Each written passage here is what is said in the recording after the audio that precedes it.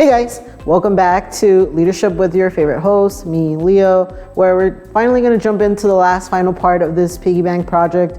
And I hope your piggy bank is fully dry, because if not, it might end up looking like this one that's not fully dry.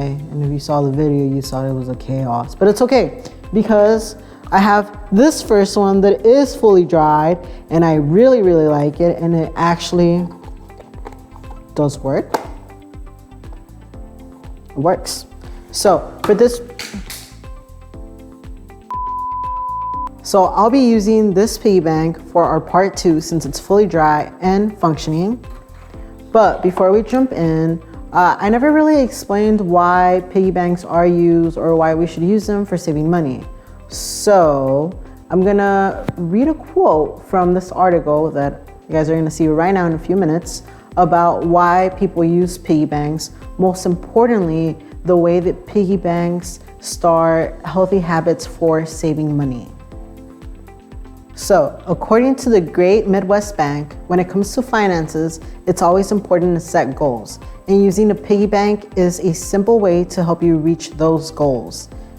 See the article? There's more information about different ways that you can use a piggy bank to save money. And if you're interested on learning more about piggy banks or different ways that you can utilize your piggy bank to help you achieve these goals of possibly buying a new phone or a new bike or any sorts of things like that, reference it and maybe you can learn more things.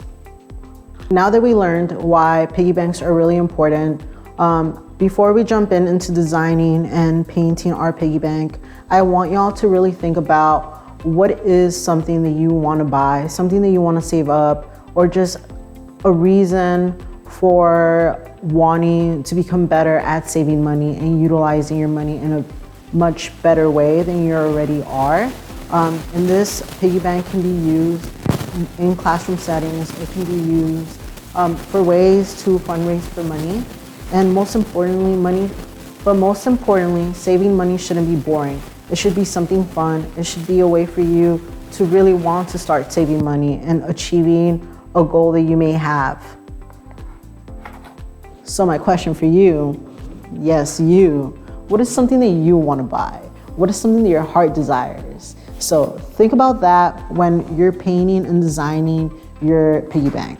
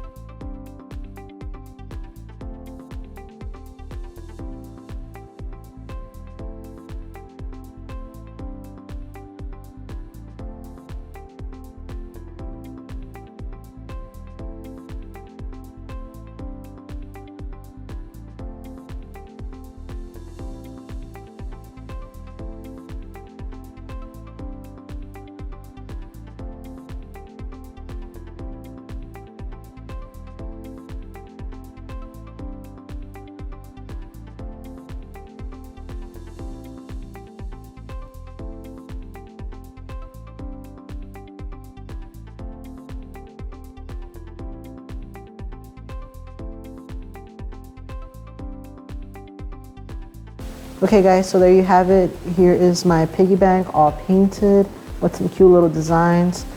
This is how I envision when I go. I hope it's sunny. I hope the sky is out blue. I hope I get to see the ocean. I hope I get to touch it. And the place that I'm staying has a little bit of yellow in it. My favorite color is yellow and blue. And I hope the grass is really green. And most importantly, I hope I can save up $200 to go to Oregon and fly out and visit and go to different national forests. And you know what I'm gonna do right now to actually keep myself accountable? I actually have $1 in my wallet that I've just been carrying and I'm trying to keep it for an emergency. And if you rub the shoulder of Mr. Washington, you can actually feel the texture of the $1 bill. I can feel it, yeah. In this case, I'm gonna be putting this $1 bill into my piggy bank.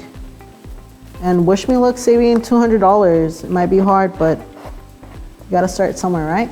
Thank you so much for joining me, and I hope you learned a little bit about saving money, the difference between a credit card and a debit card, but most importantly, the way that you can get something started at your school or community.